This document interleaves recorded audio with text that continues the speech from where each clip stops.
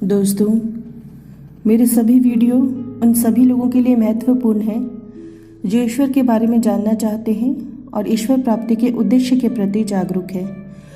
यूँ तो आपको इंटरनेट से लेकर सभी भौतिक धर्म गुरुओं द्वारा अध्यात्म के मार्ग के विषय में जानकारियाँ मिल जाती हैं, पर वो कितनी सच है ये जानना ज़रूरी है। इसलिए अध्यात्म के इस रास्ते पर खुद के अनुभव बहुत मायने रखते हैं, क्योंकि स्वयं के अनुभवों से ही इंसान बहुत जल्दी बात को जानने, समझने और सीखने लगते हैं, जिससे अनुभव करने वाले के लिए विश्वास करना आसान हो जाता है। मेरे हर वीडियो को ध्यान से सुनें, समझें, ताकि आप अपनी डिवाइन सच्चाई की तरफ आगे बढ़ सकें।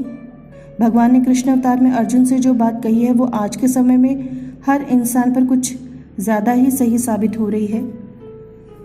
उन्होंने कहा, ईश्वर को कुछ गिने चुने लोग ही पाने का प्रयास करते हैं। उनमें से भी कुछ लोग ही ईश्वर को पाने के मार्ग पर दृढ़ता से आगे बढ़ पाते हैं। हम देख ही रहे हैं कि आज सभी का मन ईश्वर से ज़्यादा माया को महत्व दे रहा है। ईश्वर ने यहाँ एक और ऐसी सच्चाई कही है जो बहुत कम लोग जानते और मानते हैं कि भव बंधन से छुड़ाने वाला अपने से अलग कोई नहीं है। वे कहते हैं, जैसे भूख प्यास लगने पर आपको स्वयं भोजन करके अपनी भूख प्यास शांत करनी होती है, ऐसा तो नहीं है कि आपकी जगह कोई और आपके लिए खाना खाएगा तो आपकी भूख शांत हो जाएगी। इसीलिए वे कहते हैं कि सच को अपने अनुभव, ज्ञान और दर्शन से जानें और स्वयं को मोक्ष की तरफ ले चलें। लोग अक्सर ये सवाल करते हैं, अगर ईश्वर है तो कहाँ है, दिखाई क्यों नहीं देते। भगवान कहते हैं, जिस तरह वैज्ञानिक टेलीस्कोप, माइक्रोस्कोप की सहायता से सूक्ष्म चीज़ों को देखते हैं और उनका ज्ञान प्राप्त करते हैं, ठीक इसी तरह उस दिव्य दृष्टि को पाना ज़रूरी है जिससे ईश्वर के दर्शन किए जा सकें। इसके लिए एकाग्रता, मन की शुद्धता, नैतिक और आध्यात्मिक विवेक बहुत ज़रूरी है। बिना इसके ईश्वर के बारे में कुछ भी कहना सही नहीं होगा।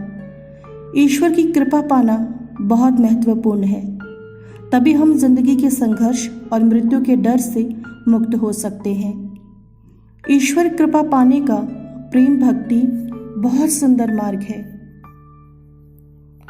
चलिए दोस्तों, इसी प्रेम भक्ति से जुड़ी एक अद्भुत कृपा पाने की घटना के बारे में जानते हैं। परम दिव्य सत्ता की कृपा से जीसस ने सूली पर चढ़ने वाले शरीर को ब्रह्म विद्या स्वरूप परम आत्मा के आधार पर पुनर्जीवित कर लिया था।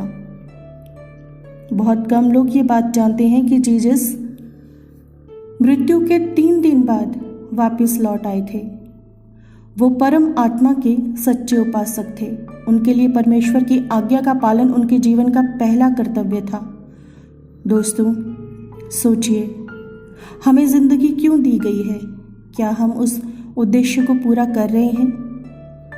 उस दिव्य सत्ता को समझने, पाने के लिए आप पूरी जिंदगी में हर दिन सुबह से रात को सोने तक के समय के बीच किस वक्त कितना समय दे पाते हैं? आप जिंदगी भर खुशी और सुकून पाने की चाहत में लगे रहते हो, बिना ये समझे कि अनंत दिव्य आनंद हमारे भीतर समाया है।